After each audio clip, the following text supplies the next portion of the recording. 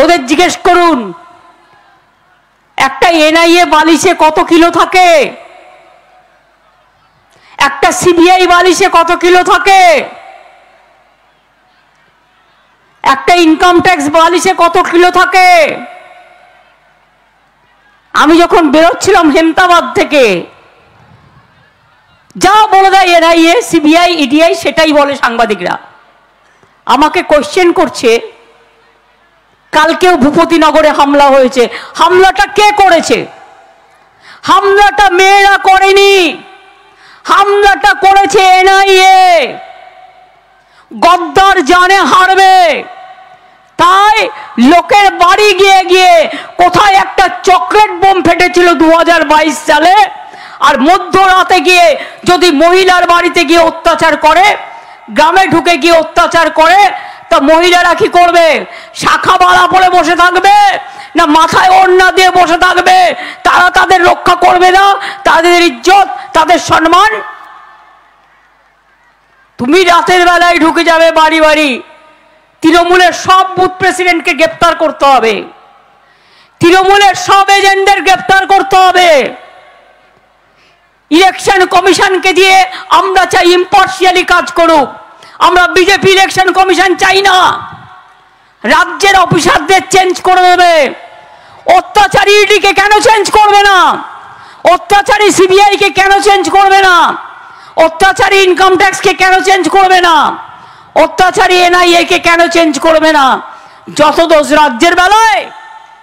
রাজ্যের লোকেরা দুর্গা পুজো করবে, প্রোটেকশন দেবে, রমজান করবে, প্রোটেকশন দেবে, আদিবাসী ভাই বোনেরা প্রোগ্রাম করবে, প্রোটেকশন দেবে, সংখ্যালঘুরা প্রোগ্রাম করবে, প্রোটেকশন দেবে, তফসিলিরা কাজ করবে, প্রোটেকশন দেবে, খেলাধুলায় প্রোটেকশন দেবে, সংস্কৃতিতে প্রোটেকশন দেবে, সব কিছু করবে রাজ্য পুলিশ।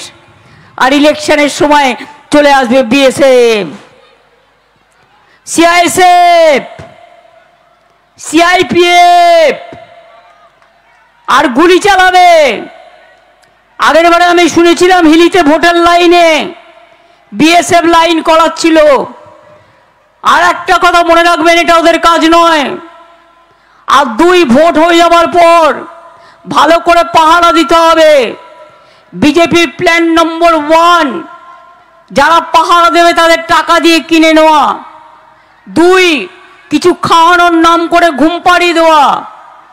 3, লোডশেডিং করে দিয়ে বাক্স দখল করা এবং চিক ঢুকিয়ে দেওয়া। এমন কাউকেও পাহারা রাখবেন না যারা বিশ্বস্ত নয়। আমরা কিন্তু জানতে পারবো কোথায় কি হচ্ছে।